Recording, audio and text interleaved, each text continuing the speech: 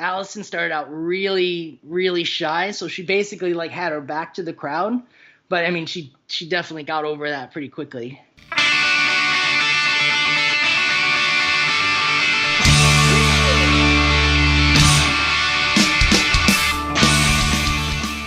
Welcome, everyone, to This Was the Scene, the podcast that takes a look back at the late 90s, early 2000 punk scene.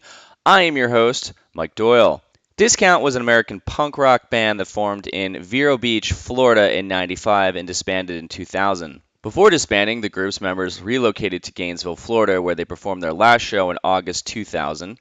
They released 3 full-length albums, several EPs, and 2 B-side collections. Members have gone on to form the Dead Weather, the Kills, the Kitchen, and so on. My old band Lanemeyer used to play a bunch of shows with these guys, just like around the country, which was pretty cool. One of the most significant shows that we played with them is on our first tour.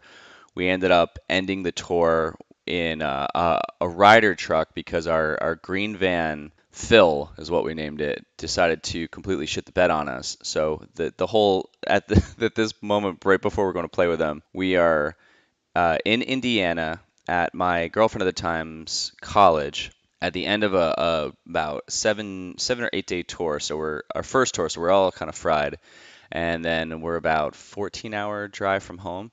So we have to get rid of the van and get a rider truck with no money, and then we got to go play a fucking show. And then the show we ended up playing was with Discount in this warehouse district in Indiana, which was just so fucking random. And then all the shows we ended up playing with them after that were a lot better situations, which were pretty good. Luckily, I ended up getting an intro to Ryan from those guys, and I was like, "Hey, dude, do you want to chat about this time period of your life?" And he was like, "Fuck yeah, let's do it." And so I got him on the phone, and this is what we talked about: living with Chris from Hot Water Music, almost killing my friends' wives at a Sunny Day show, using dialer devices to make free phone calls on the road, knowing Allison because she was his neighbor, touring while they were in high school, touring with Less Than Jake and Hot Water Music, their album Half Fiction, doing a long-ass tour for their breakup, Allison's new band The Kills, and a ton more. This week's episode is sponsored by Creep Records, the best record store in Philadelphia. You can order online at creeprecords.com for $5 flat rate shipping on as many records that you buy. They also have a smoke shop where you can buy some fun-shaped glass pipes where you can enjoy smoking things. And like I said last week, you can also listen to my interview with Eric, who owns Creep Records. He is episode 37, so you just got to scroll back a little bit in the little podcast app there after this one, after you listen to this episode, and you can listen to that one. Again, make sure you go check it out, creeprecords.com, and check out the episode. Yay. Check out the new merch for thiswasthescene.com. It helps support this podcast and all the costs. You can also support I'll keep that in. You can also support the podcast by becoming a patron or just donating whatever you want. I added some new Patreon options as well, where you can actually see a list of the bands for the upcoming episodes of who I've actually interviewed and who I have not interviewed but have scheduled to interview. So if you're into that kind of shit, then check it out. I'm also going to add non-sponsored episodes where it's just going to go into the episode. So I'm going to add that audio into the Patreon as well, so you don't have to hear this part if you don't want to. Feel free to subscribe, leave a review, and share this with anyone who would love some nostalgia. With that said, let's get started. Speaking of Florida, Hot Water Music, I did a Hot Water Music one that's going to launch tomorrow. Oh, awesome! I used to live with Chris Wallard in Gainesville. Really? Yeah. It was Chris Wallard, Bill from Radon, and a couple of other people. Oh my God, was this kind of like a punk rock house? Yeah, that was probably like 98, probably around 98. It's one of the first places I lived in Gainesville. How did you get hooked up with that house? I'm going to go backwards, but this is a very interesting topic for me. Like, how did you get hooked up with that? Well, we knew the Hot Water guys from playing shows, and he was living with Bill Clower from Radon, and his girlfriend and another girl. And, it was back then, it was just word of mouth. We ended up talking, and he had a room free. So we lived together for probably like a year. What were those guys like? Because Jason's interview is funny because he talks about how they were just like, he says aggressive, but in a joking way with like them, they're like, they were aggressive with each other. But he said like, he said one comment was like, they were just a bunch of like drunk fools, or just they did stupid things like that. Not in a like that's who they were all the time, but it sounds like that kind of just opened up where he was playful about it. But what were they like? I mean, we did Europe with Hot Water. Um, we did a U.S. tour with them. Like they were awesome. Like the first time that we played with Hot Water, we were doing the end of a U.S. tour, and we were kind of hooking up with them for the second half. So we ended up the first day I think we actually met them was over on the West Coast, and we ended up playing a show at like Steve Aoki, the DJ. Yeah. He set up shows back then in Goleta, California. So like we ended up like playing a show at his house. What? And they were awesome, but like we were kind of younger than them. I mean, it's not a huge deal now. Like it's like probably like 4 years different or something like that. But when you're like, we were like 18, so they were like 20 something, and they were a little intimidating because that was like the era when they had like shaved heads and beards. Yeah. But we ended up getting to be like super super close friends with them. And then I ended up like living with Chris and Bill over there at the house in Gainesville. Was it weird to just be around that? Because I remember how big they were at the time, and that's like one thing that was crazy talking to Jason about. But to be around that and on tour when you'd show up to those shows, were they just these giant shows, or were they just kind of hit or miss like everyone else had? Yeah, kind of. I mean, like we were playing like they got a little bigger after we started playing together, but there were some small shows, not huge. I mean, there's like a lot of house shows and a lot of weird venues and stuff. But we did a few tours with them, and yeah, they definitely got big. But it's always like it's kind of like retrospect is a little bit bigger than how it was at the time. Yeah. I mean, right now, Bikini Kill is getting back together, and they're playing 3,000 capacity venue in Brooklyn. But they probably never did that when they were together. And like all these bands are getting back together. I mean, look at like Pogo. Pogo's awesome. Like we played with them. We did our first 7-inch was something called Three-Piece Suit that was on this record label called Outback. Okay. And it was the Pogo song, sung by a band called Combination Gray and Us. And like now Pogo got back together and they're opening up for Jawbreaker. It's crazy. Yeah, that's what Dave was saying yesterday. And Yeah, it's awesome. I have never heard of Pogo. Right. Yeah, Yeah. they were pretty active like for a while. Yeah. Were they, and we are going to talk about Discount. I'm like talking about all these bands, Are they the ones that have, there's one on Spotify, but it doesn't, it's called like, they have a record called Fluctuate and Perfect Chaos. It's these really colorful looking albums, but I don't think this is the band. I have no idea, but there's always. Well, they just got back At this together, point, then I'm sure yeah. this isn't it, because these albums are like 2014, 2013. And at this point, like, in the era back then, if you were a band, if you had a record out, and that's kind of how you claimed a name. Like nowadays, you can upload something or get a web address or like just say you're a band name, and there's probably like 5 bands with the same every name, Yeah, actually, that's a good point. Back then, once you had a CD in your hand with artwork Yeah. and like some kind of label slapped in the back, even if it was made up, but once you had that, it kind of validated you as a band, where it kind of stepped up your game a little bit. We're like, whoa, they have a fucking record. Yeah, and you get the name. Like if you have a 7-inch out and you're called something, it's nobody can put a 7-inch out and be called the same thing. Nowadays, it's kind of there's nothing's physical, so everybody can just be like, I'm gonna be. I mean, I was in a band called Monikers after a Discount and after a long time after, and there were like 2 or 3 bands called Monikers, but you can't really do much about it, Yeah, actually, I see that on your page. Oh, Pogo, by the way, the one you're talking about is Pohgoh, and the one that I was looking up was Pogo. Yeah. So No, the H is the Florida Pogo for sure. Yeah. I'll have to check them out because, yeah, David was talking very highly of them.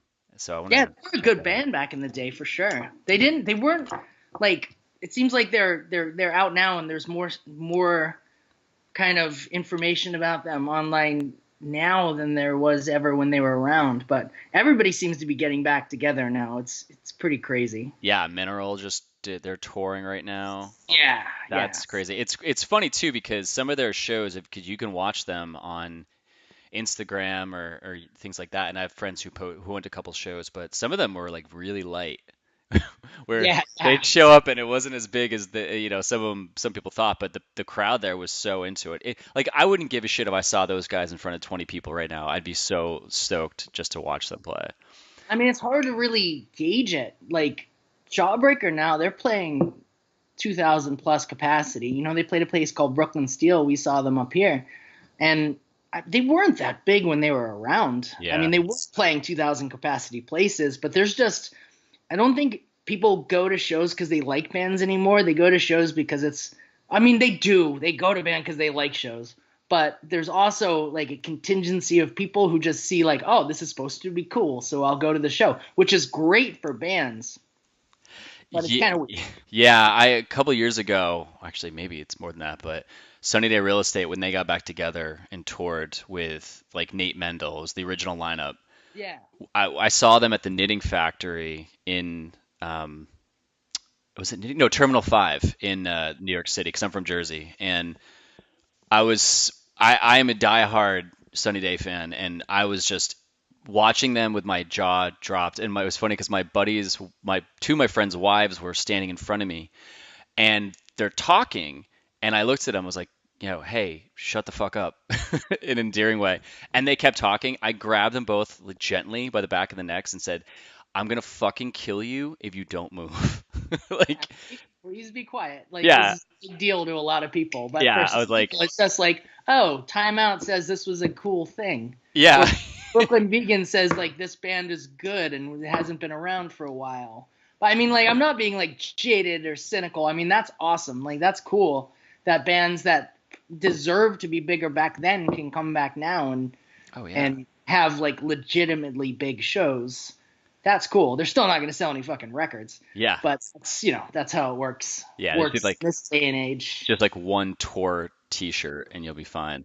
Or actually maybe put it out something out on vinyl and that Yeah, actually sell a little maybe. bit. So the collector nerds will get it, but that's about it. Yeah, yeah. All right. Well, anyone listening, I'm sure the majority of the people who listen to this podcast know who all these bands are, and you definitely have heard of Discount. They were, I would say, you guys were like a poppy emo kind of band. What would you say your style was? I could say that's fair. That's fair. I mean, we the last album got a little more angular, but yeah, we were definitely a poppy emo. I could see that. Sure. Yeah, they toured a lot. I saw them and they would come through Jersey a lot, and my old band Lanemeyer played with you guys on our first tour. I don't know if you remember this, but we about the first tour was 7 days or like 8 days, whatever, and our van ended up shitting the bed or was about to shit the bed, and we were in Indiana, and we played a show with you guys in this like warehouse district, like I don't even know what this fucking place was. It was just this concrete with Yeah. a door, one of those garage doors that open, and we played there. And we showed up, and you guys were headlining, so we showed up and played. But we were so distraught because the van that we had literally had died, and I think we were about to go get a rider truck, and we were so defeated after a week, which sucks because the show it was all right, but it was like, oh fuck, we're playing with Discount, and we're not even paying attention to any of this because we're thinking about we got to drive home right now for 14 hours in a fucking rider truck. I for some reason I think I have like a flyer with you guys on it. I Oh, don't that's know. awesome. I mean, I have like a bunch of old flyers, but there might be one. I might have it. I'm not sure. I'll let you know. Like afterwards, I'll take a peek around and see if I can find one. Yeah, it would be 98 in I think it would be like August or September because my girlfriend at the time, the reason we ended up staying with her in Purdue, and Right. she lived there, so her college was pretty close to where the show was, and Yeah. she ended up going with us. So it was like, and I remember because she was in school, so it had to be like right in the beginning of her school year where she was Oh yeah. going there. Um, but yeah, man. So. Uh, So the setup of this is just kind of go back and do an origins and really just talk about the late 90s and what that time was like. And you guys, I felt, were a band that a lot of people knew of. I mean, you were a band that I saw, and I was telling David this too, when I saw you guys played a show in Alan Rappaport's backyard. Was that the that was like the Hawaiian shirt show, right? The pool party thing. Yes. Yes. And he was in our band he actually came up with the name of Lane Meyer, that band. Is And this Lane Meyer from Better Off Dead? yeah, Okay, I got you. yeah, Yeah. we had our first demo was called I Want My $2 Demo. There you go. But it was Alan who he taught a lot. He hasn't.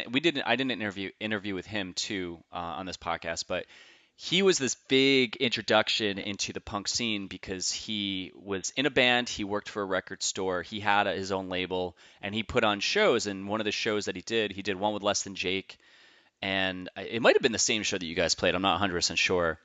You actually did you play with? Were they at that show, or was it just my pal Trigger? And I think it was just My Pal Trigger, maybe like Bigwig or something like that. I think it might have been Humble Beginnings because that's what David had said. It's But well, he probably knows. yeah, Dave's a good memory. yeah, he had a really good fucking memory. Yeah, he's pretty on it. Yeah. But you guys, when Alan showed us, when he taught us, like he showed us, open our eyes up to this punk scene. Remember, he had showed us photos from that backyard show, and I remembered seeing photos of you guys playing and photos of My Pal Trigger, and that was the moment. I was telling David this, like that was one of those moments where I thought, wow, we could tour. Like these guys are from Florida and they're playing a backyard show, so it seems like very attainable for us to do this. So that was like one of the reasons where I kind of like we were like we're doing this, and that was one of my driving forces to do it because you guys were always touring, and it's like if I was like I want to be like that band. Like back then, like anybody could do it, but it wasn't easy. No. You had to put effort forth. Like anybody could do it. Like if you wanted to do it, you get together, you write some songs, you gotta play shows, you gotta be friendly. You have to kind of, I don't want to say like network, but you kind of have to like be part of the scene, get some shows, and then when you go on tour, it's not like anybody had any money. You had to like buy a van, find a van, like try to book shows. And most of the time you got the shows from other bands. They're like, oh, this kid set up a show for us here. This kid set up a show for us here. So, or you're in Book Your Own Fucking Life, Yep. that magazine that existed, just trying to fill in the random dates. It wasn't easy, but anybody could do it. Nowadays, like, it's pretty easy. Like, you could record something at home by yourself and just put it out there. But it's just a different time, I love hearing that the reference to Book Your Own Fucking Life because I think almost every I'd say like 90% of the interviews I've done where I talk about how'd you guys tour, especially the bands who did tour, they always bring that. Like Vinny from Less Than Jake brought that up. Like I think like who else brought that up? Like I think even Ian from Newfound Glory brought that up. It was Oh, just, yeah. yeah, it was just fucking wild.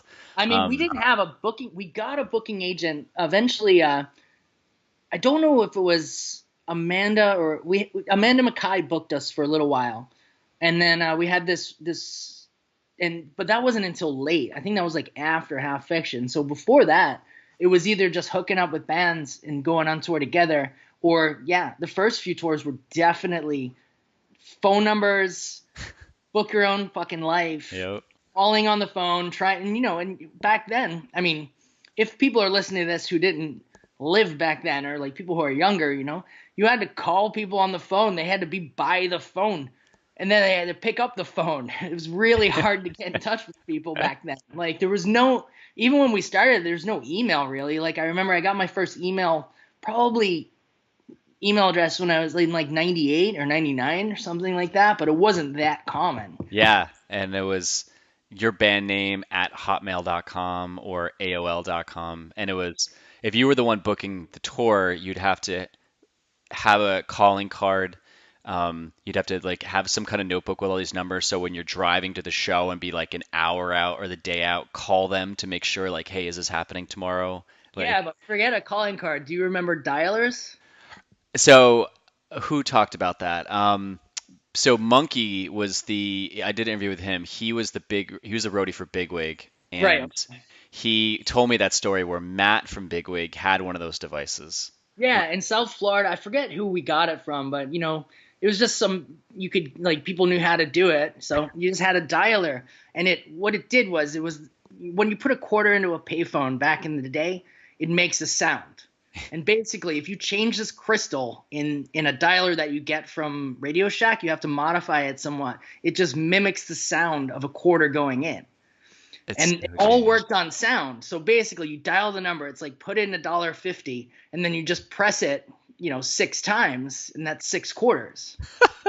So like it totally worked. But every once in a while, you would get an operator that came on the phone, and they would be like, "I know what you're doing," like, and then you like hang up and get freaked out. But it's not like they were going to send the cops there because you were using a dialer to make a long distance phone call. Yeah, a cop's gonna show up and be like, yeah, we need that dollar fit. We're gonna arrest you for $1.50. You're like, Yeah, really? we're also like in the middle of nowhere at a payphone by a gas station. So like, but we pretty exclusive. We didn't have a cell phone on tour until like the last couple of tours at all. So it was all just like using the dialer. We didn't pay for calls, but we had the band dialer. We called our, like home. They called our friends. We advanced the shows with that. So that's pretty much it. You found ways. It was pretty scammy back in the day. Well, we had to. I mean, we're making like our per diems were usually like $10 a day. Oh yeah, we started on 5 for sure. Yeah, Yeah. there'd always be in the morning. It was go to some fast food place, get some food, and then at night after the show was how do we do? Okay, maybe we can go to Denny's. Yeah, You that know? that was like a treat. But a lot of times we went to supermarkets and just pooled our money together. And then if whoever we were staying with, if they were cool with it, we just cooked meals in their kitchen, and we all had like family meals. We did that a lot. I see. We didn't learn, and I'm gonna go back real quick and go. Or no, I'm gonna shortly go into the way back with you. But we went on tour. The last tour we went on was with the Lawrence Arms, and then part of it we were with the Wonder Years, the not the new school Wonder Years, but the old school from the Bay Area Wonder Years. Yeah, yeah, And they were the ones that kind of opened our eyes to, yeah, get bread, get green peppers, get deli yeah. meat. And we were like, wait, all you could do all that for like $6, $7? They're like, yeah, Oh yeah, well, like, totally. how do we not know this? And then we started doing it. And I think like after about a week or so, when we had the cooler and then the ice would melt and everything got soggy, we're like, fuck this. Yeah, yeah, yeah. But we weren't even old enough to drink until our last tour, pretty much. Like, Really? no, I mean, like we broke up what in 2000. Yeah. So I was born in 78. So 88, 98. So I was no, that was no. We were. I can't even remember, but Yeah, I was gonna Al, say, I didn't think you guys were that much older than us or no, younger than us, but we're that they were around the same age. yeah, yeah. But on our first few tours, we definitely weren't old enough. I remember like one show we played in Colorado. They had very strict rules about underage people being in bars. So there was a club that literally there were 2 entrances, and there was a chain link fence down the middle of the club, and then it went all the way up to the stage. And on one side were under 21 people, and on the other side were over. That's how they did an all ages show there. I have seen that recently. I went to a show out in Arizona a couple years ago. There's some guy who almost is like kind of like an Adam and his package kind of deal. And they did that. They like split the room up, and I'd never seen that before. I never played a show where that actually had happened. Yeah, yeah, it was crazy. And the other shows like we had to leave after we played because we weren't old enough to be inside. Like, yeah, like it was we were our first tour we did. It was between my junior and senior year of high school, and that was with my pal Trigger actually, and we did up the East Coast and back down for like 2 weeks. Was that when you guys were sharing the one van and the van Yeah. got stolen? No, that was a later one. Oh, because they okay, interesting. That We did multiple tours, a few tours with my pal Trigger. So I thought they had said that the first tour they did ever, that's when they parked it out inside of this like sketchy place and they walked out and it was gone. And they No, ended up finding it. I don't think that was a discount tour. Interesting. That might have been an In Like Flynn tour, which was our drummer's other band. Huh. Okay. I'll have But I'm to. not sure. I don't remember that. But we shared a van on our first tour. Yeah. Okay. All right. So I want to go way back to start, even though this is like pretty, we're already like fast forward. We're doing like kind of like a memento thing here. Yeah, Um, Sorry. So before we get too far into touring and how the band started to grow and how you guys got together, like I want to know personally for you, I do this with all interviews, is like going back to the time when you were younger and there was a song or an MTV video or something that got you to go, oh my God, I love music, and then talk about that, what that moment was, and then how that, then the next step would be the punk rock moment when you heard that and it took you in that direction. Yeah, well, I was like a metalhead when I was a kid. So, like Guns N' Roses' Appetite for Destruction was a pretty awesome record in 1985. Yeah, whatever. So Yeah, I my remember brother, that. we started out in heavy metal for sure, like hair metal, really fucking bad stuff, like Winger and Anthrax. That's not that that's bad, but we definitely started off listening to metal. But I was living in New York at the time, and when then I moved over to Pennsylvania and started skateboarding. And most of the bands the first punk bands that I got into, I heard songs in skate videos. Hmm. Like I think it's H Street Shackle Me Not. I think they had a couple Jam songs and a couple Operation Ivy songs. And you just have to find the stuff. Like we heard the bands, and then you just like weren't really any record stores around, so you have to like a lot of mail order trying to get the records in. Yep. And a lot of just like mixtapes with friends who got a record. It was like a real like achievement finding a record or being able to get one. What was do you remember like the video, like one of the first videos you watched? Oh yeah, I mean yeah, like H Street Shackle Me Not definitely has In the City in it. It's Okay. either Hocus Pocus or Shackle Me Not has In the City by the Jam on it, and it's got Operation Ivy too. So those were it. And then like Dinosaur Jr. was in a ton of early skate videos as well. So that's basically where he started out. And since I was skateboarding too, you always had the Sessions ads in Thrasher. And Sessions has like they sold like Misfits shirts and old Metallica shirts and like all the punk shirts too. So that's it was through skateboarding, like when skateboarding was a little bit more punk in the 80s. That's where I first started listening to that kind of stuff. Okay. Were you like so how old were you at this point? I was probably 12 or 13. Okay, so you're like eighth grade. Like Yeah, eighth grade yes. going into ninth grade. So when you Yeah. went into so yeah, as you went to high school, where this is where you started just collecting more. Like, did you starting off with metal and then like finding punk songs? Did you kind of keep a balance between the two and maybe like mix in like hardcore bands and things like that because you like the metal sound? Well, like I definitely listened like Gorilla Biscuits and Minor Threat, but I didn't go that deep into hardcore in terms of my likes. But the scene in Florida, the early scene, it was a real mix of hardcore bands and punk bands, like pop punk bands too. Like we used to play with pretty hard bands back in the day, and for some reason we were like the poppy punk band that were allowed to do it. You were like You know, almost like the Weston of Florida, basically. yeah, I mean like Steve Heritage from Assuck recorded Half Fiction. We recorded at Morrisound Studios in Tampa, which is where like Morbid Angel and Death record. So and we used to play with tons of hardcore bands. Like it was just like everybody just played together. Well, how did you? So okay, when you get into high school, were you playing? Because you're playing guitar, right? Yeah. A few of my friends started a band, and like I was like, I want to be in a band too. So I bought a guitar, and then I started playing with them. Then we eventually kicked out a couple of the people, and that's kind of where Discounts started. Like it was myself, my friend James, and our friend Justin, and we played a couple shows with other singers until we met Allison and had her start playing with us. So when you guys like got together and started playing, did you teach yourself or did you take Oh yeah. lessons?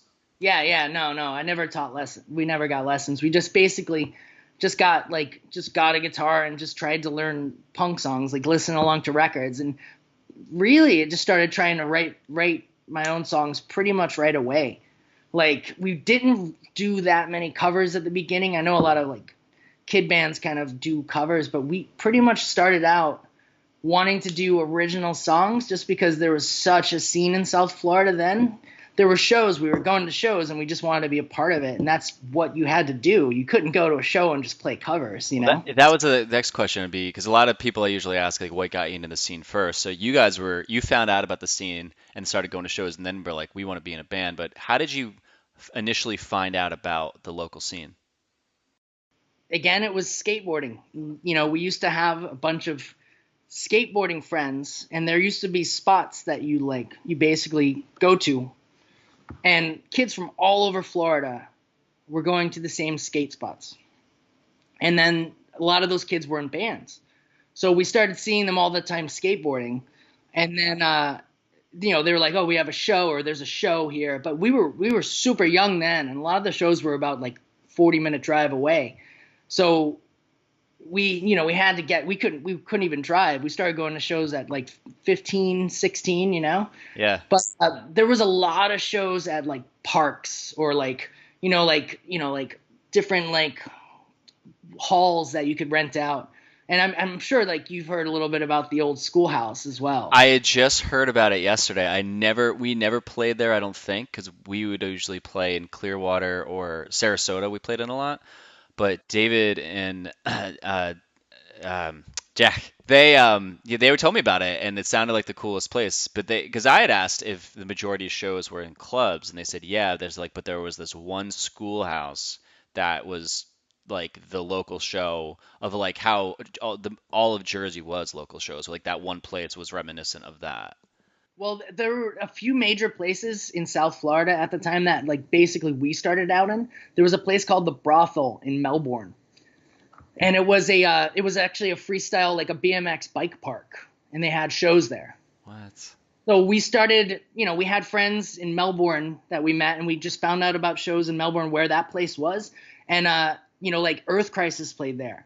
Like we saw 108. We played with Sensefield there. What? Like there were tons of bands going through there. So that like basically we started going to shows at the Brothel, and kids from all over, like you would drive 3-4 hours for a show. Yeah. So then you meet people from West Palm, you meet people from Jupiter, from even down in Miami and like Fort Lauderdale and stuff, because they were all going to the shows at the Brothel.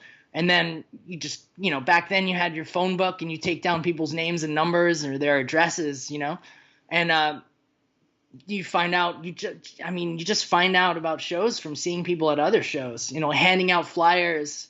And you literally just like planned your future, like from flyers you get at the shows. And then you just had this group of people in Florida that you'd see all the time. So basically we hung out with people. Like Dave was from Tampa. Vero Beach, where we're from, that's a 2-hour drive away. Okay.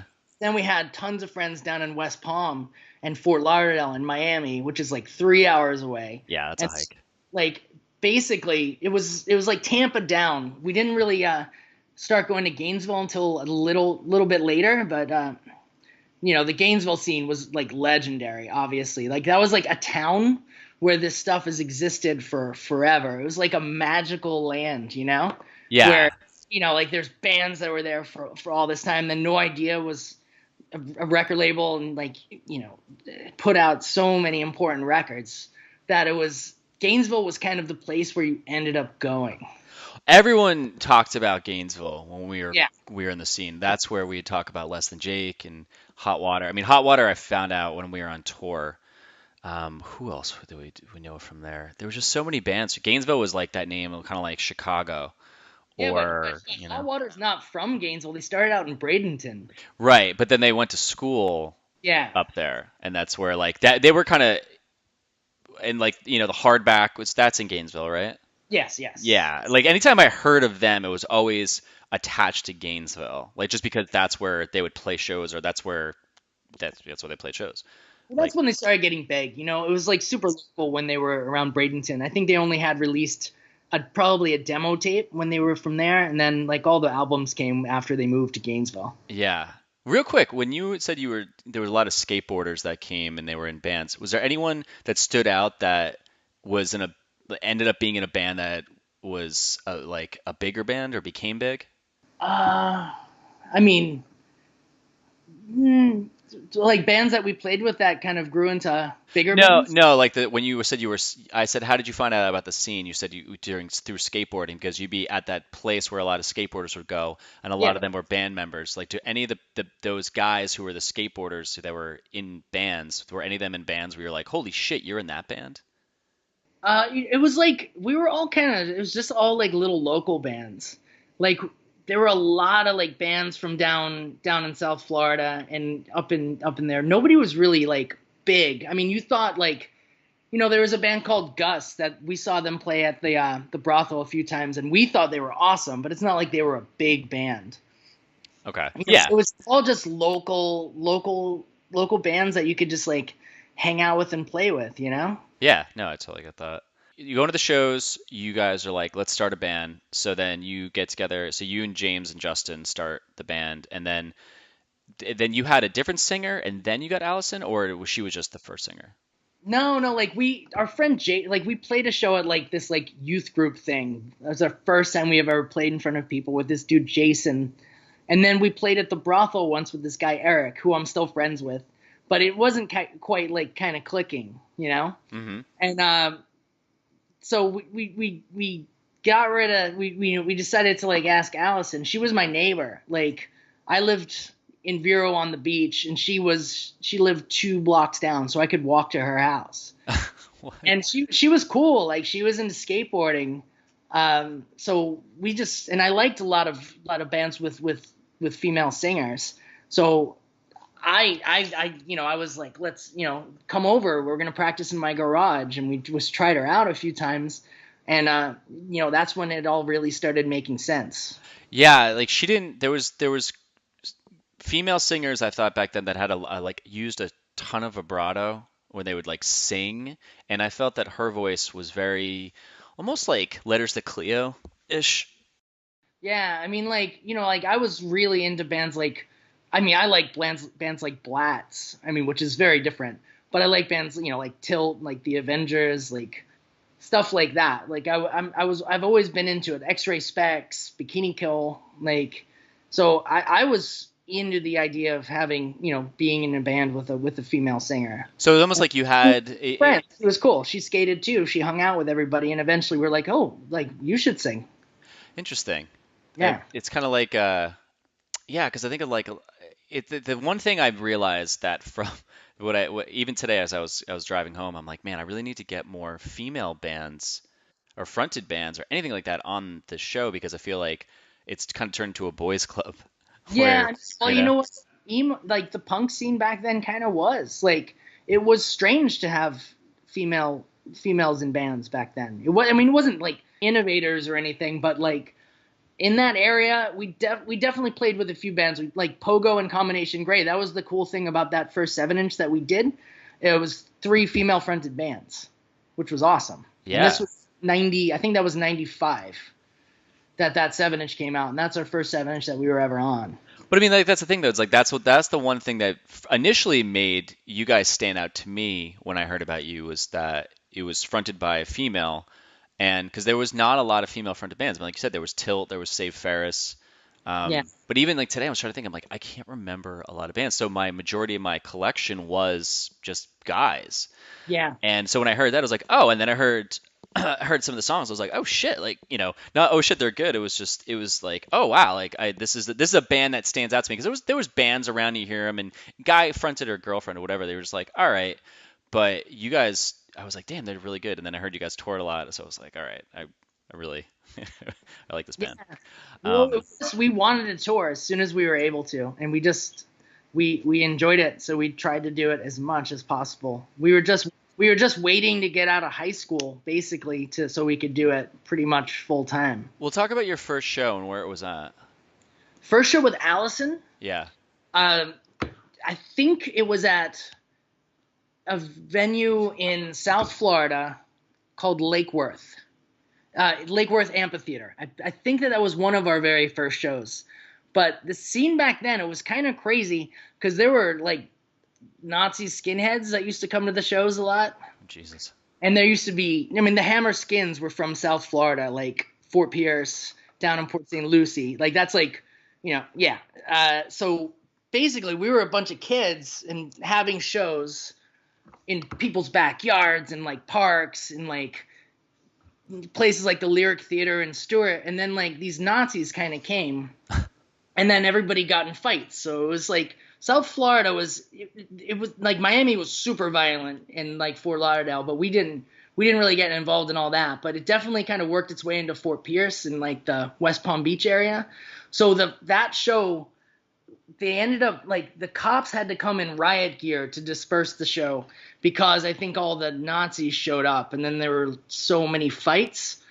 And so that was one of our first shows. Allison started out really, really shy, so she basically like had her back to the crowd.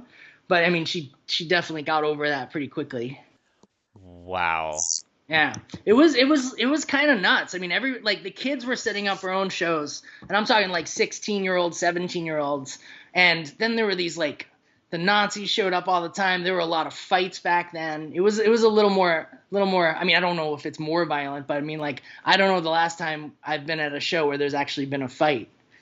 I never understood that. I never. We played a show one time, and this guy, I forget where we were, but we were playing, and the crowd was like, they had heard a couple of our songs, or they heard of us, so they were like, we were having a good connection, and these guys, these three dudes, just got in the crowd and started kicking and stuff, and the guy like came up to me when I was on the mic, and he said something like, if you say that again, he's like, I'm gonna kick your face in. I'm like, all right, and then they just like walked out and left. I'm like, why the fuck are you guys showing up to these shows? Yeah, I mean, there was also a big hardcore scene down in South Florida, like Miami and Hialeah kids, like they didn't really mess around. Like there were fights, Yeah. lot of, and we were playing with hardcore bands, so it was kind of strange. But I mean, everybody mostly got along, but it wasn't the least violent place in the world, you know. How fast did people like? What was your reception when you started, and like how quickly did it turn into? And then what did that turn into for you guys? Well, we put out a demo tape. Um, Back, I think it was 95 when we put out our demo tape, and we just went through this company called Disc Makers, and Oh, I made remember that. Yeah.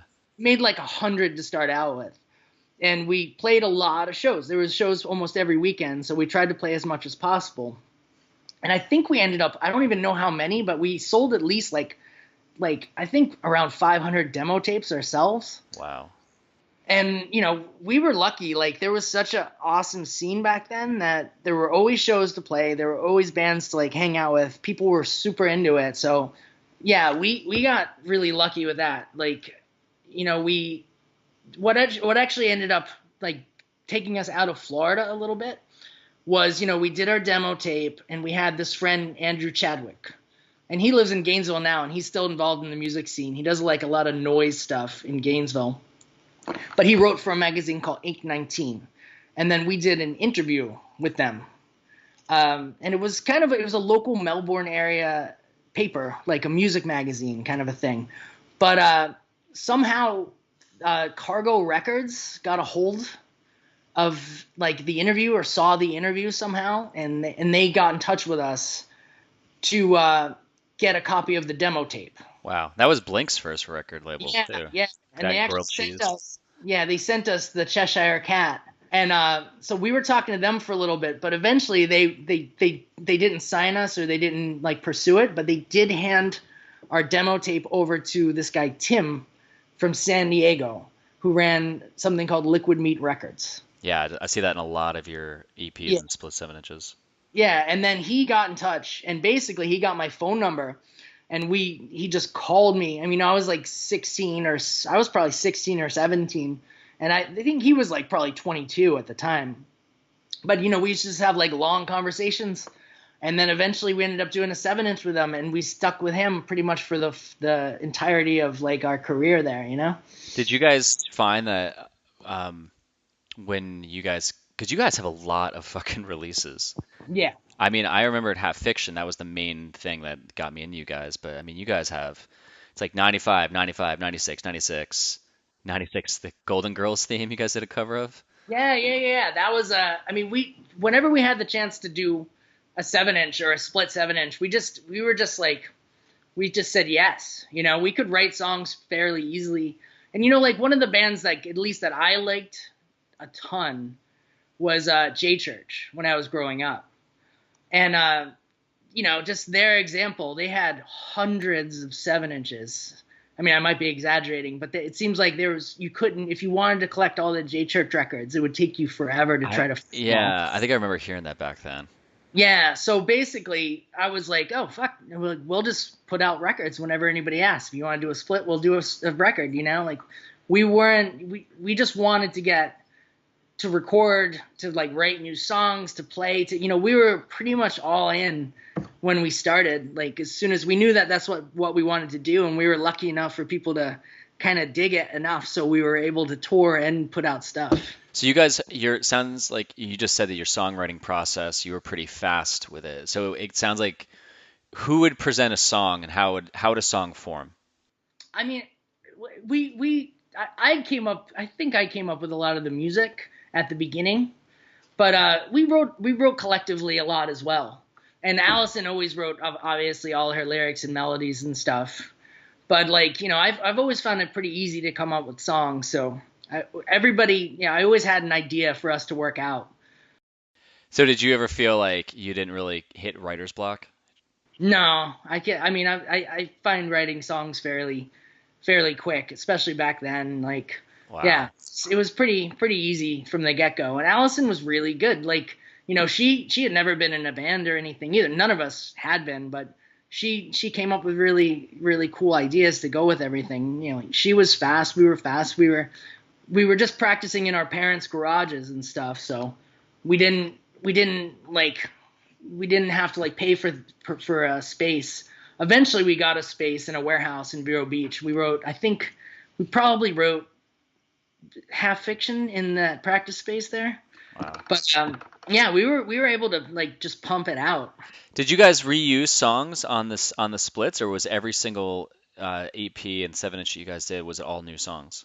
Yeah. That's what we did at the end. We had 2 singles collections, and I think there were 15 songs on each of them. They never came out on any albums. Jesus. Yeah, actually I see that on Spotify. Yeah, and the problem was a lot of our songs. I liked a lot of our songs on 7 inches.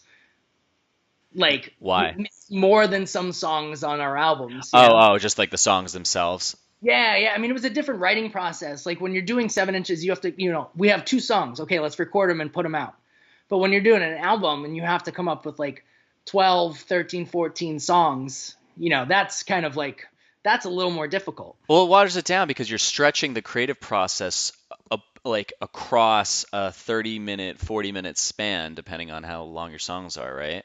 And yeah. I always the amount you have to put out. Well, I always loved. It's funny you said that because I always appreciate and really love when a band just puts 2 songs out and that's all they do before they do the next one. Because back then, this is when Mineral would do that, Jimmy Eat World would do that, Sensefield would do that, and Texas is the Reason. They would do these 7 inches where it's just a handful, not even just 2 songs or whatever. And I love those songs so much because I'd want to hear them over and over and over again because that's all I got. So there was anticipation of, well, this is all I have. And the song, it just felt like it was more of a creative process to write it, just jam packed into that 1 or 2 songs. Yeah. I mean, we just never said no. It was, it's we were lucky enough, a Japanese label wanted to do some stuff, bands wanted to do splits, and we never turned, pretty much, I don't think we ever turned anything down. Well, before you guys went on your first tour, what was the conversation like in the band? Did you guys sit down and have a meeting and say, hey, we all are on the same page, we want to do this, let's go for it? No, we had to, we had to, convince our parents to let us go on tour. Because our by that point, Justin had left the band, and we got a drummer named Bill. Now, Bill was 18. We were still all 16. Oh, wow. So basically, we had to meet with Allison's parents, especially because she was 15 for the first tour, something like that. I mean, I'm really kind of bad with chronology. So their 15-year-old daughter is going to get in a van with 3 guys and go on the road outside of Florida.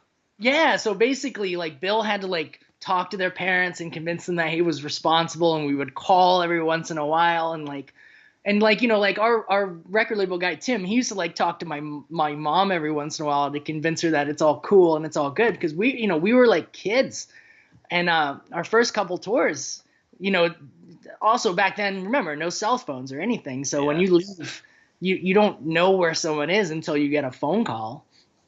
So yeah, so it was a lot of like actually convincing parents like to let us go on.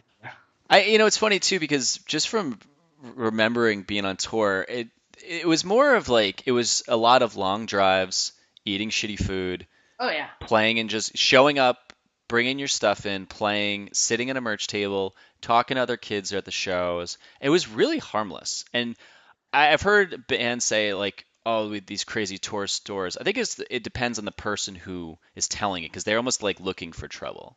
Yeah, we had tons of fun. Like, don't get me wrong, like, but like, I didn't drink until I was 18. Allison didn't drink at all throughout the whole discount.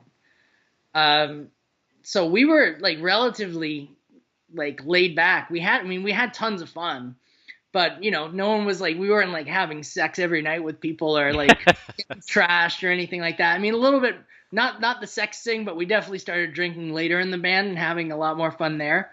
But like at the very beginning, there was like, we didn't even drink on our first tour, I don't think. Yeah, I guess I mean because technically you couldn't really buy it. But if you were a band showing up, you'd be on the mic and say, "Hey, can anyone put us up for the night?" Yeah. And it's either at the show people would want to get you beers if you're playing in a club, or if you went to their house, they'd say, "Hey, we're gonna pick up beer," and they'd Yeah. bring it home and like pizza. And like back then, like, we toured a lot before we were 21. A lot of clubs didn't really care and they just gave us booze still. Yeah. So it was like, that was a cool part of it. Where was your first tour? So the first tour was with My Pal Trigger? Yep, yep, up and down the East Coast. Okay. That was like a spring break. For me, it was junior into senior year. For Allison, it was sophomore into junior year. Did people in your high school think that was cool as hell that you guys were doing this? Yeah. Like, yeah, Yeah. like, a lot of people in our high school had our demo tape and stuff, and it was, yeah, everybody knew that we were in that band and stuff. It was, it's not like we were like cool kids, but we were definitely doing something that everybody knew what we were doing. Like on weekends, we didn't go to high school parties because we had to go play shows. Did you find that kids were coming to your shows from high school? Yeah, I mean the local shows, there were definitely high school kids and people that we knew there. Yeah, but we played mostly. It wasn't all in Vero Beach. There weren't really shows in Vero Beach until we started doing shows at a place called the Women's Club there. It was mostly at the old schoolhouse and in South Florida and then in Melbourne. And the old schoolhouse was in Fort Pierce, which is like a town over. Okay. Yeah. How many records or what did you guys bring with you in your first tour? Because it's like I said, you guys in '95 you put out like two 7 inches, or let's say no, so EP splits. I don't know. You guys had you already started having records. So did you go on tour with like a couple things in your possession plus like shirts? Yeah, yeah. Like the deal back then was like payment for a record back then was like maybe they'll give you some money for recording, but usually not. Um, but they'll give you 10% of the press. So So okay, what does that mean? if they press like 500 7 inches or 300 7 inches, you either get 30 or 50, and then that's what we sold on the tour for all the 7 inches that we did. And And all then the we, rest was distro? yeah, yeah, yeah, yeah. So we got like 10% of the press for like 7 inches. So we always had a bunch of stuff to sell, and we like printed up T-shirts from like this local place in town called Mr. Smokes. And then yeah. So we were able. The first tour we didn't have a record out. And after that, one of the great deals from our record label was he gave us CDs for $2 each. Oh wow. So What were you selling them for? What was that like we probably sold 7 bucks? it for like 8. Yeah, But like still, like back then that was awesome. And like gas was like 99 cents a gallon. I know. It wasn't a big deal. So like, we just like before a tour, after we started putting out albums, we would just order like a few hundred from him, and it was $2 each. We were able to like sell them and actually make money. Like that's why, like, I don't know how bands do it nowadays. Like people aren't going to buy CDs, I guess shirts, but we made a lot of our money, or at least enough money to continue touring and to like put gas in the van and to eat by selling CDs. Yeah, actually, there's a guy locally. I live in Raleigh, and there's this guy who developed an app that it's like a tip. it's like helps you tip bands. Oh, that's awesome. Yeah, so it's and the guy like he's this guy who was from Canada and has a lot of money and he has the idea, just the execution I don't think is even there yet, but the whole thing is if like you're going to go see a band and you have this app, it'll tell you what bands are in the area, but and then when you walk in, it like the band also has the app too, so you can just sit there, open the app up and just say like, "Hey, send them $3, $5, $10." That's awesome. So Yeah. you live in Raleigh? Yeah, I live in Raleigh. I'm moving to Durham in June. Are you really? Yep, yep. Oh shit, dude, that's awesome. Yeah, my girl got into like Duke Business School, so. Oh fuck yeah, dude. We'll have to get together and meet up at Motorco and have some beers. Oh Or yeah, Marco's awesome. Yeah, yeah. man, Oh, that place. fuck, that's awesome, dude. Actually, yeah. Actually, do you remember the band Plow United? Do you ever hear them? Oh yeah, oh yeah. So Brian, he lives in Chapel Hill. Oh, okay. Yeah, I interviewed him and he's like, yeah, no, he lives in Carborough or like Chapel Hill, Carborough. And I was like, what the fuck? Oh, that's crazy. Yeah, yeah, we definitely get together. It's awesome. Yeah, for sure, man. All right, so you guys go on tour, and so what was that like? Like you guys, like how much of a break would you have in between tours? Because you're in junior of high school, so obviously, what would you just go on like winter break and then spring break and then during the summer? Yeah, basically, when we were in high school, we just did the breaks in the summers, and then after we, we basically when I got out of high school, we had to wait for Allison to get out of high school. Right. Year. So basically, we kept doing it on breaks when we can. And then when we were all graduated from high school, we started doing a semester on in college and then a semester of touring. Wow. So basically, it was like 6 months a year of touring, but we were home for like 4 months for for a semester of school. Were you guys working jobs, or were you actually making a little bit of money to pay some rent? I mean, we got a little, like at the end of every tour, we got a little bit, but I mean, no, we were working. I worked at Leo's, this pizza shop called Leo's, and we all worked in different places in Gainesville when we were living there. So yeah, I mean, we had to like you go on a tour and then you get back with like $500 each. But my rent was like $130 a month in Gainesville because I was like living in a sunroom with like a bunch of other people. So it was easy. It was easy back then because we didn't really care. Like everything was relatively cheap but we definitely had to work in the off time. Yeah, that was just the fact that you said you came home with $500. I never came home ever. We never came home with any money. Yeah, Like I mean, ever, and it was always if we did, it'd have just to go to paying like for the t-shirts that we ordered or who knows, like the van payment or something like that. no, totally. But like we were lucky, like because we got to like tour with bands that were slightly bigger than us. Like I said, like Hot Water, there was a lot more people at the shows. Yeah, talk about that. So how soon after you guys started touring did you start getting onto some really cool like tours with like bands that were you're like holy shit? No, we were lucky. Like we were friends with Less Than Jake, and they took us on tour. Like we did a tour with like Less Than Jake and All and Snuff for like a few weeks. Jesus. And then we went to Japan with J Church. We went to Japan with Dillinger 4. We toured a bunch with Dillinger 4 like before their first record came out and kind of like on the Midwestern tours like for their first album. Like we went to Europe with Hot Water. They brought us to Europe. We went to Europe with this band called As Friends Rust. Yep. It was very popular over in Europe, and they're actually getting back together now. I'm going to see them in Brooklyn like in a couple of weeks or like next month. Yeah, I remember hearing of them. I don't remember Yeah. them No, specifically.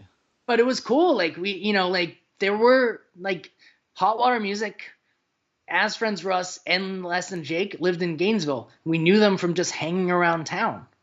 So we'd just be sitting around at a bar or like at a show, and they're like, "You want to go on tour?" Like, yeah. Like, You're like, it was yeah, cool. I fucking want to go on tour with Less Than Yeah. Jake.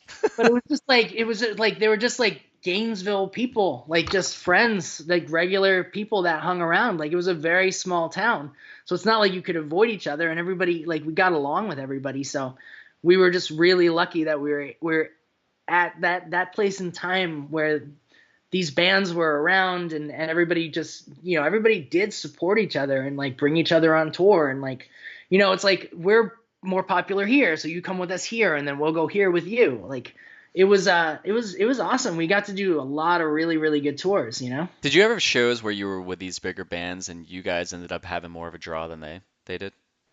Dillinger 4, We Yeah, did. Dillinger 4, I felt like they were in this weird this kind of balance where everyone knew of them, but Yeah, I feel like some places they show. We played a show with them in Texas one time, and it wasn't a really big show, but we're like, dude, this is like Dillinger 4. And then my buddy, he ended up doing a show in Jersey one time and having them come, but the cops ended up like shutting the show down because it was on like his deck on a lake, so yeah, this yeah, noise thing. But there wasn't like, there wasn't a lot of people, but the people there were diehard fans. yeah, yeah.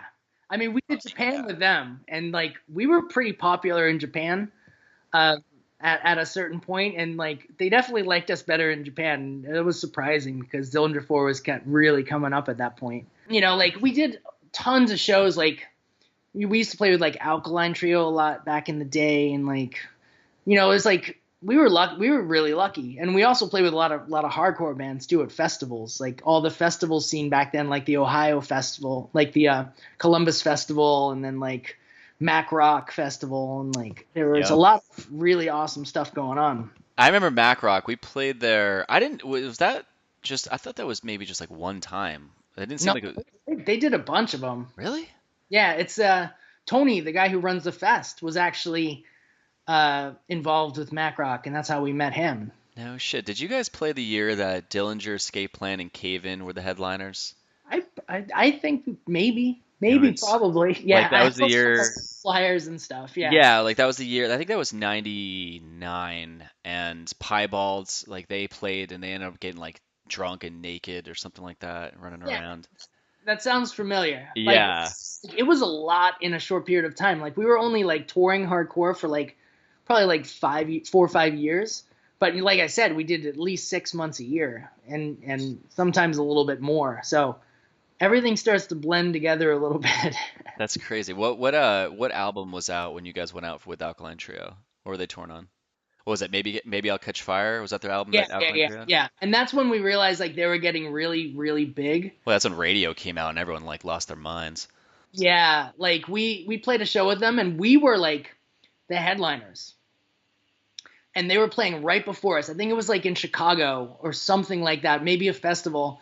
And like they were on, and we were watching them play, and like they played, I think, some of the songs from Maybe I'll Catch Fire, and like the entire place was singing along, Jesus. and everybody was going crazy. And then we were like, ah, shit, now we have to play. Like they got this backwards. Like we should have played before them. Like they just shot up like super fast. Yeah, and then Private Eye or whatever that record came out, and they just like went nuts. Yeah. Um, what was like the dynamic of the band like in the van when you guys were on the road?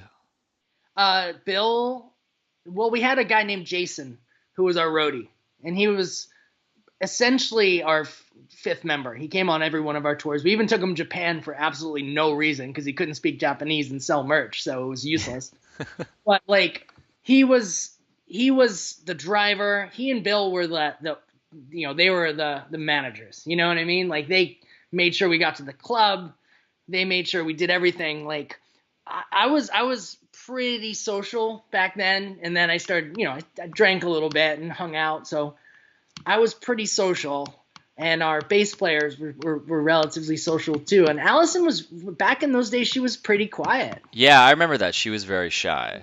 Yeah, she was like, even, she came out of her shell later on, definitely, especially on stage. But she went, like, for the most part, she was pretty quiet back in the day. Yeah. Tell me about Half Fiction, like when you guys wrote that. Like when you were writing it, did you kind of see that this was going to be because that album was pretty popular. Like a lot of people knew about that record when it came out, Yeah. And you guys, I mean, and Cat Records, that's what it came out on, right? Yes. Yeah. So I mean, that wasn't a label that was up there like um, No Idea or Asian Man or Fat or something like that. But the record itself, it was one of those where like typically those record labels, people would just eat, or just consume whatever that they were putting out. But you guys ended up putting out a record that the record spoke louder than the record label. Yeah. Well, the thing is, we stuck with Tim from Liquid Meat the entirety of our career. Like he's a very good friend of mine. I still speak with him sometimes. But like he worked really hard for us. Like he and Molly, they ran the record label together. They got a lot of opportunities came through them. Like they worked very hard. They got us on tours when they could. They did tons of promotion. They took out tons of ads. Sent everything out for reviews. So we stuck with them. They changed Liquid Meat's name to Cat, and then they changed to New American Dream when we did the last record. So it was with him the whole Oh time. wow, yeah. So they were. That is. Yeah, we stayed with them the whole time, and we did have like opportunities. Like in hindsight, maybe like we should have done something else. Like I think Vagrant we were definitely talking to before they got Alkaline Trio and like Dashboard. Yeah. But we just didn't really see the need because they worked so hard for us at that time. And granted, everything kind of fell apart at the end because we ended up hooking up with a different label. A different guy became involved, and it got a little messier. And to this day, we still don't like our records aren't really available. Yeah. I mean, Spotify now and stuff, but so it got a little messy later. But Tim and them had to drop out, and we ended up getting stuck with this other guy. But Well, real quick, like you said, Vagrant. And I mean, that was like the time where they had that like grand slam. It was they signed like Saves the Day, Get Up Kids, Face to Face. They had Rock from the Crypt, but it was like that one summer where they it was like Alkaline Trio, Saves the Day, Get Up Kids, and then somebody else. And then their first band was like Boxer. yeah, And then whoever was like, oh, then all of a sudden they did that like four bands, and everyone was like, and then like Face to Face, everyone was like, what the fuck? yeah, there was definitely chatter between us and them like before that happened. So we could have been in that mix, which would have done okay. But none of us have any regrets. Like we all still know each other. Everybody's still cool. And like no one can look back on anything and say we didn't do it all the right way. Yeah, yeah. We didn't we didn't compromise. There was a time and place where you could do this thing, and it didn't last for very long. It lasted for a very short period of time when you really think about it. But it was amazing. Like you knew these people from all over the country, and you're just in shitty little bands. It was great. Yeah, I definitely remember that. There was like there's some weird staticky noise that's coming through. Oh, that would be my shitty radiator. Is there a way to stop that?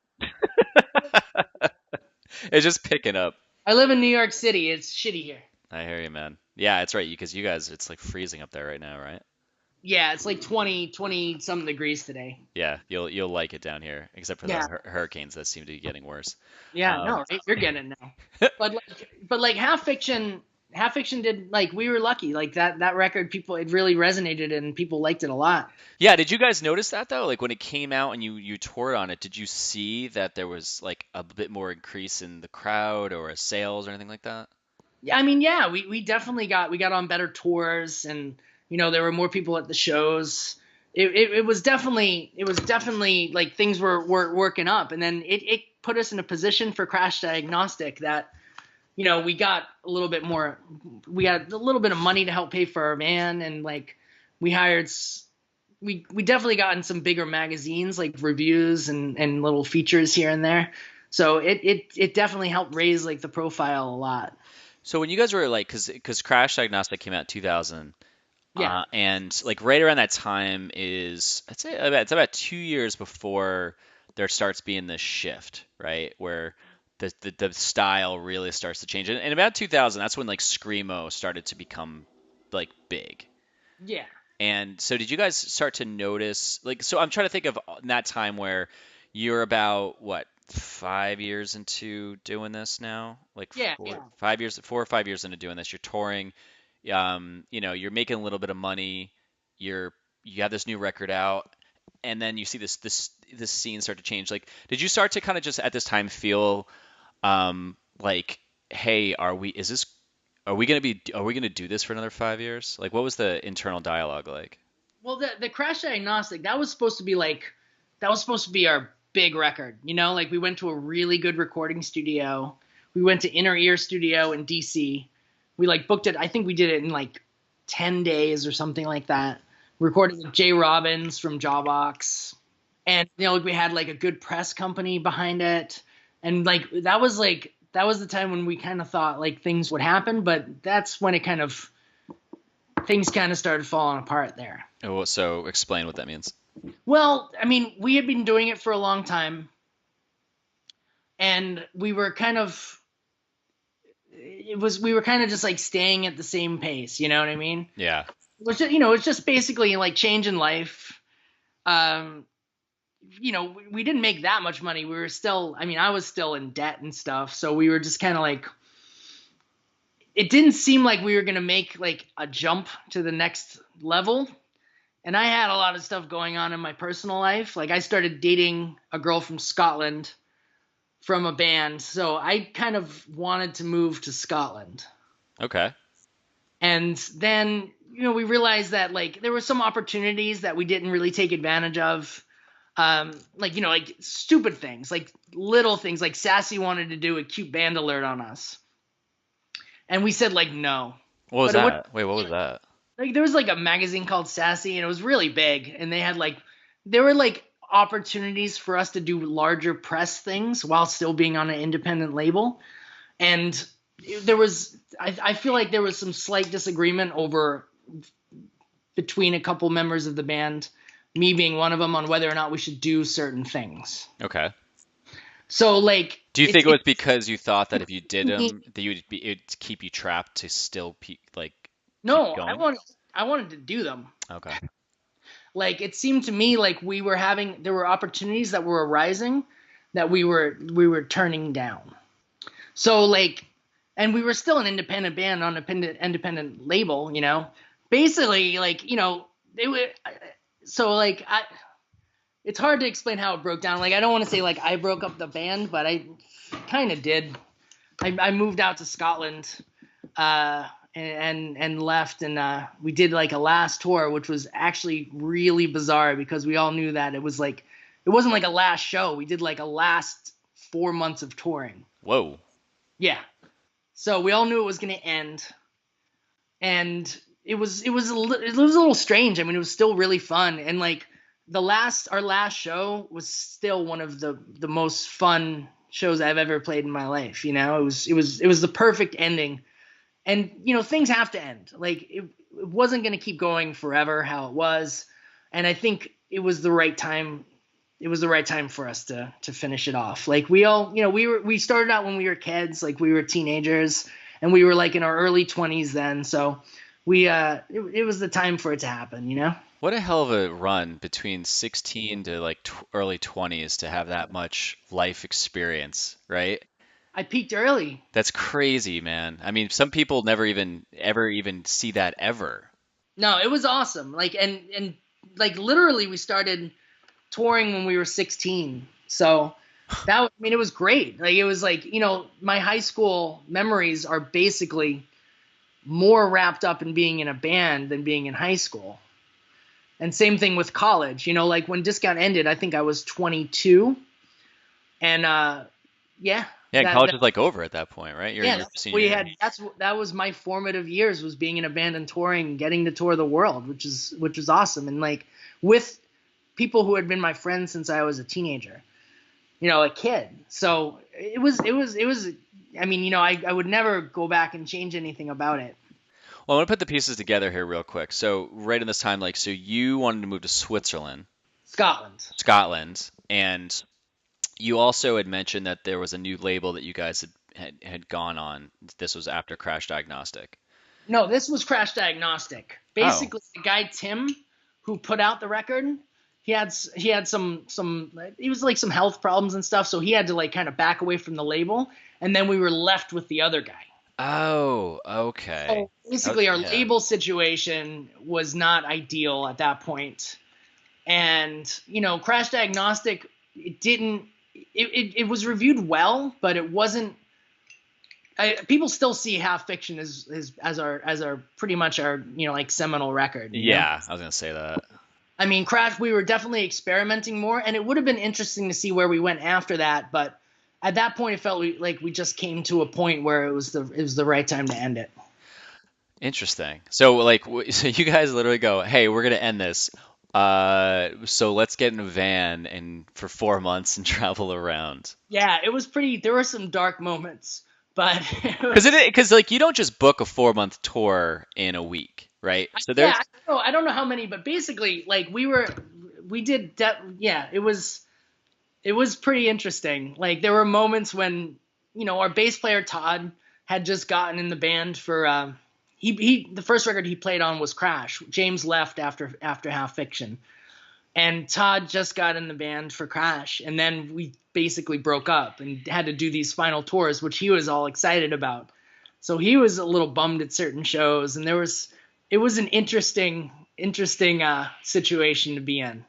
So like we had some shows where there were some like little breakdowns here and there, and knowing that this is like the last time you're going to be doing this, it was there was a definitely a sentimental vibe going on. Did the crowd know that you guys were breaking up, or was it just completely quiet and like you would tell people kind of afterwards and go to house parties and stuff? You're like, hey, by the way, we're breaking up. No, I think we basically made an announcement before our last couple of tours. Did you find that then because of that, a lot of people were coming out because they realized that this was the last time they're going to see you? Yeah, the last tours were great. Yeah, the I last can tours were fun. imagine.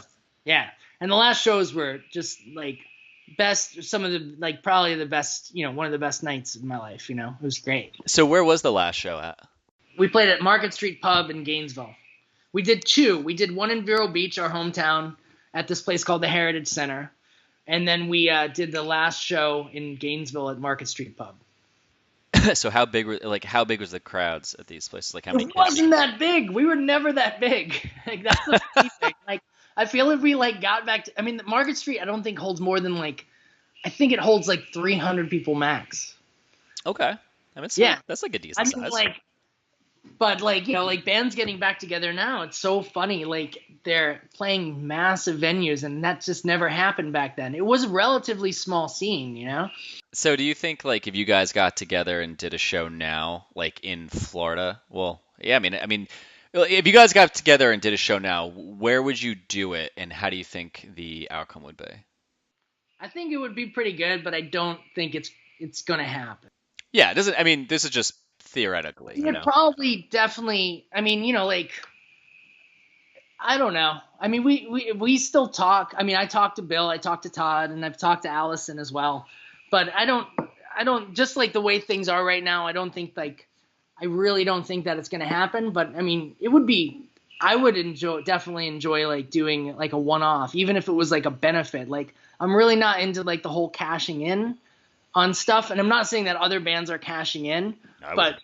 some of them are kind of cashing in. Oh, You know? oh fuck yeah! Why not? I mean, think about it. I think that I mean, well, two things. One, the no one thought Jawbreaker was ever going to get back together and Oh play, yeah. and they did. No one ever thought. I mean, this is a huge band, but like the Police, I mean, there was people that just argued there's no fucking way this is happening, and I think pretty much every band I thought that was never going to get together like has done it. So there's always a possibility of that. But fuck it, man. If you got together and you made some bank off of it, like that is money that is well deserved from all the years of how much money you burned. Yeah, but like I feel like it would be. I don't want to like sully the memories at all, and I know I don't want to seem like naive about that. But like if we did it, like if it did ever happen, I feel like it would be like a one-off, like a genuine one-off show, and probably a benefit for something. That's what I would be the most comfortable with if it ever happens. But who knows? We'll see. When we got together in July, I think I said to the promoter, I was like, "Yo, like this isn't a benefit. I'm like, I want to make some kind of money just because I'm coming up from Raleigh, and it was only like 100 and something bucks. Yeah, But yeah, I was like, because yeah, I was just like, you know what, I want for once to actually make something yeah. after like spending so much money on this. Cause Yeah, no, even at yeah, the end of discount, I had like 6 grand in credit card debt yeah. from like touring and stuff. Oh, Yeah. absolutely. I mean, everyone had debt from the van Yeah. or just using credit cards to get by or get the Guitar Center credit card. That was a big one that everyone had. Yeah, yeah. I mean, we never made enough money. Like we never like I definitely worked shitty jobs throughout the entirety of it whenever we were back in town. But like even getting off a tour and having like 500, $700 was like that was like 3 months rent back then. Oh yeah. Actually, really quick, I think well, actually, I'll ask this question first. I think if you guys got back together and played a reunion show, I think you guys would be huge at Fest. Yeah, I think yeah, that would be like the perfect place for you guys to do it because it's in Gainesville, and like bands like Knapsack have played that. Who else has got together? Like all these bands have gotten back together and have just done that. I think if anything, I know you guys aren't talking about it, and I know Allison's in like the yeah. Kills and all that stuff, and I think I heard that she doesn't really talk at all about like Discount anymore. It was a long time ago. She's had like a whole nother life after that. Yeah, I actually didn't even know she was in another band until when I was doing some research to reach out to you. And someone's like, "Yeah, she's in this band called The Kills that's like pretty big," which was like, Yeah, "That's crazy." So like, she's that's awesome. she's done very well for herself, and like I like a lot of like her new music. Yeah, So that's yeah, awesome. she definitely makes a living off of it now. How was and before we jump off, I saw in Wikipedia you guys played Michigan Fest, Oh yeah, and I remember hearing about that because there was a DVD that came out. I forget when it came out, but it documented who was on it. It was like Death Cab was there at some point in one of the fests playing. This is before they blew up, and then I wanted to see it because Coalesce had gotten back together oh and yeah. and played, and I got the DVD just strictly for that because I wanted to see because I'm a huge Coalesce fan. But where did you guys play when you played in 2000? Was that at the same time when those bands had played? Uh, I think I have the flyer or the. I think it was like it was. We were supposed to play the year Los Crudos played, and they ended up not being able to play. I would have loved to see Los Crudos. I actually don't even know who they are. I've never heard of them. Oh, they're like an old hardcore band. I was just super into them. Oh, okay. Like, who was like I don't even know who the headliners, but the Michigan Fest was always awesome. Like I think we were a little earlier than all that stuff. Well, I think Jimmy Eat Worlds, there's a video that I think them playing at one time possibly when like the June split came out. But I thought that was cool when I saw you guys play because that was I think that was one of those fests that were always like always had like a lot of big bands playing. So I was like, Yeah, fuck, that must have been yeah. awesome. We while we were around, we definitely played with Jimmy Eat World a few times, like That's before they got crazy. huge. That's fucking wild. Yeah, we Do you talk to like you friends with like a lot of these like those bands from back then that you guys all still like kind of keep in no. touch or nudge each other here and there? Well, I kind of like dropped off the face of the world because I moved to Scotland for 5 years. Yeah, that's right. So like I was kind of like, and my ex-wife, she was in like a band called Biss, which was like kind of an electronic punk band, Okay. like a new wavy kind of a thing. So I kind of like I was involved in I did some tours with them and stuff and roadied with them. So it was a very different scene. It was kind of like more of a dancey thing, like kind of like more electronica stuff. Yeah, that was like a big thing around that time. I think Yeah. that's when like Head Automatica was around and all that. Well, it was like the whole what was it called? What was that like ARE weapons and like what was that scene called? Like Peaches and all that. Like Oh yeah, Peach, isn't it like where the bass player came from for Tool or yeah. Peach? No, no. I mean, but it was like this is like big like yeah, like Scotland was a very different scene. That I was Yeah, I thought that, like it just England or just Europe in general was more technical or techno or yeah, it's not techno, a but little more dance. electronic. Yeah, a little more electronic. And but Yeah. like Glasgow was awesome. Like I was in a band with my ex-wife and we played with like the Slits, like Ari Up and the Slits, like 4 shows, and we played with Franz Ferdinand. We played with Harmar Superstar. We did like some tours around there, but it didn't quite catch on after that. But you know, Fuck man, are you writing? Are you have you written any stuff lately? yeah, I've been in a band up here called Young Ladies. Okay. Terrible name, terrible name. But now I'm leaving. After I got back to America, I started a band called Monikers, and we put out an album. And then I did a band called Stolen Parts. I've always played music and been in bands, but unfortunately, New York City is probably the worst place to be in a band in the world. I've never thought that New York was ever a good place to be in a band. It sucks. It's Yeah. like because there's no scene there. It's the bands that from out of New York that come and go to the big clubs and draw, but there's no club, there's no scene where people in New York go, "Oh yeah, I support this local New York band." Like that, I think that died in like the early '80s. Yeah, there's a very, very, very small punk scene here, and like everybody in it's pretty cool. But I'm talking like it's pretty small. Yeah, it's always been like that. It sucked. It I mean, always everybody's sucked. cool, and there's a lot of good bands from here, and we've gotten to play like even my bands like since I've been in New York, we played a lot of good shows. But there's just every given night there's like 100 shows, so it's very difficult to get people to like pay attention to anything. Yeah, yeah, totally. Too much Um, going on. yeah, I actually, yeah. I mean, like even like Hoboken, those are the places that you go to watch the bands. You don't live there and go support locally. It's like that's the where the clubs are that you go to. New York's terrible. Like what Patti Smith say, she's like, if you want to be an artist, don't move to New York. Yeah, 100%. It's like get big outside, so when you come to New York, you actually people want to come and see you. Exactly. Then you can come back and play, and people will be into it. Yeah. And plus, I'm like also like I'm old now, so it's like I'm 40. There's bands that you play with are like 21 years old. I could that's a significant difference. Yeah, it's weird. I did a couple acoustic things over the last like within the last 5 years. I played just like a handful, if that, and it was always just kind of I'd show up and I'd be like, I don't know. Just like that drive isn't there, like when we were Yeah, like, yeah. teens and or 20 years old, because the world was exciting and new, and getting on the road was awesome. Now I'm like, man, it gives me anxiety to drive that far. Yeah, and it's a different scene. Like I don't know. Back then, the plan was it was a simple plan. You played a bunch of shows, you recorded, you found a way to put out some records, and then you got to play better shows. And like there was a progression. Nowadays, people get big almost kind of in random, like roundabout ways, or it's a lot about marketing now. Even your music is about marketing, which is it's a different skill set.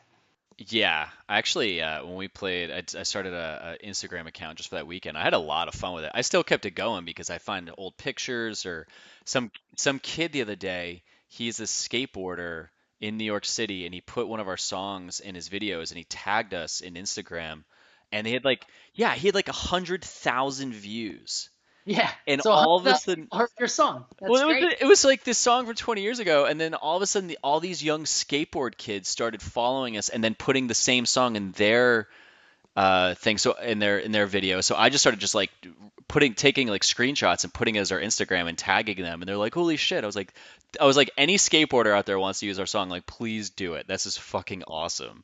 Like weird things can happen nowadays. But I don't think you can just like have like a plan and make it work No. anymore. Like Yeah, it's a little different. bit more like, like just by a little bit more chance and a little bit more like I don't know. Yeah, you have to make money in different ways. Like you kind of have to almost be like Latex Generation, where Tommy had a screen printing business on the side, and then he did the band. Oh yeah, that's the same thing with Ryan from that band Off with Their Heads. Like that band gets to play with a lot of awesome bands. Like they go on tour. I think they tour with Bad Religion and stuff. Yeah, But he does a screen printing company on the yeah. side. I mean, that's the way you got to do it.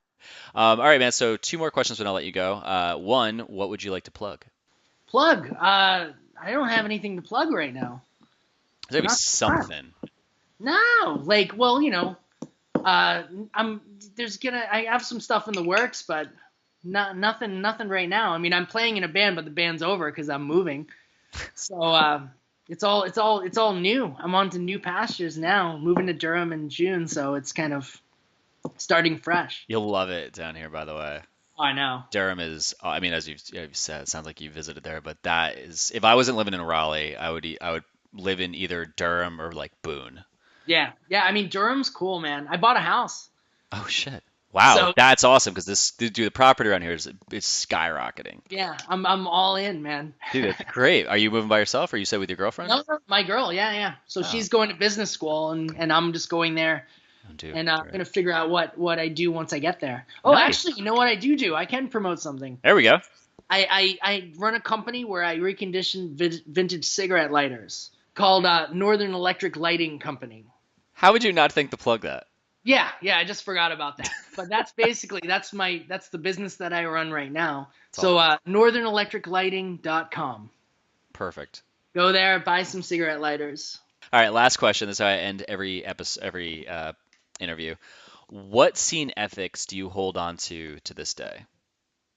I it's hard to drop what gets ingrained into you growing up in the punk rock scene. Even now, I'm a manager at my work and that stuff, but you always have this disconnect between the quote unquote real world and the world that really matters. So definitely, I work for the biggest company in the world, but I still consider myself a socialist. Like, when you think about how our scene worked back then, it was just it was a lesson in socialism. Like, we worked together, we helped each other out.